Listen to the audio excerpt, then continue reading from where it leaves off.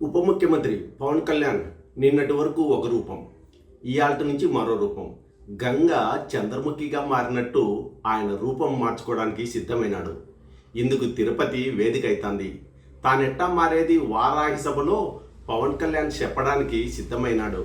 బహుశా ప్రధాని మోడీ, ఉత్తరప్రదేశ్ సీఎం యోగి ఆదిత్యనాథ్లను ఆయన స్ఫూర్తిగా తీసుకున్నట్టుంది. ఇంకా ఆయన పూర్తిగా మతతత్వ రాజకీయాలే చేయబోతాండాడు. ఆ విషయాన్ని పవన్ చాలా స్పష్టంగా చెప్తాన్నాడు.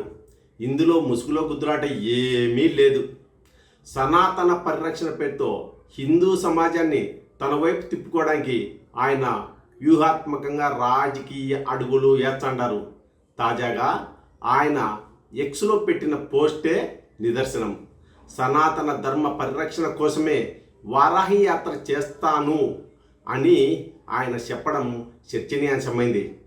తిరుపతి పర్యటనలో ఆయన చేతిలో రెడ్ బుక్ పై అందరి కళ్ళు పన్నాయి. అందులో ఏముందబ్బా అని జనసేన నాయకులు, కార్యకర్తలతో పాటు సామాన్య భక్తులు కూడా గుసగుసలాడుకుంటా. ఆ పుస్తకం కవర్ పేజీ పైన ధర్మో రక్షతి రక్షితాం అని రాసి ఉంది. అట్లనే వారాహి డిక్లరేషన్ తిరుపతి అనే రాసి కూడా రాసిండారు.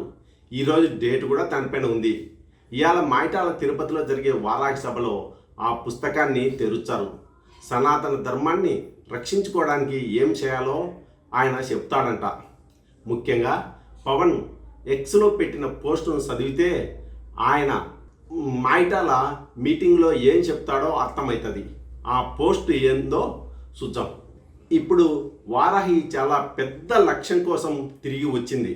సనాతన ధర్మ రక్షణ బోర్డుకు జీవం పోయాలని అనుకునే లక్షలాది మంది స్వరాన్ని ప్రతిధ్వనించడమే దాని లక్ష్యం.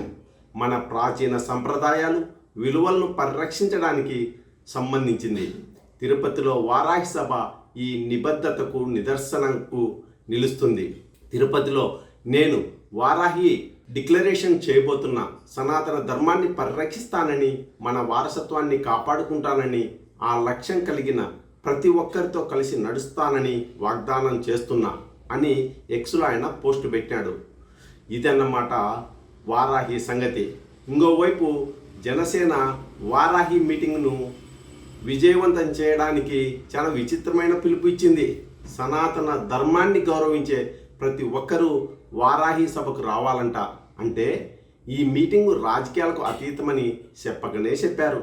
మొత్తానికి పవన్ కళ్యాణ్ మీటింగ్ పైన సర్వత్రా ఆసక్తి నెలకొన్నది. ఒక్కటైతే నిజం, పవన్ పూర్తిగా మారిపోతాడని, అది ఒక మతపరమైన రాజకీయ నాయకుడిగా కొత్త అవతారం ఎత్తబోతున్నాడనే చర్చ అయితే అంత లెక్కలా జరుగుతోంది. నమస్తే. మా వీడియోలు నచ్చినట్టయితే మీరు లైక్ చేయండి, షేర్ చేయండి, దయచేసి సబ్స్క్రైబ్ చేసుకోవాలని అందరినీ విన్నవించుకుంటున్నా. Thank you.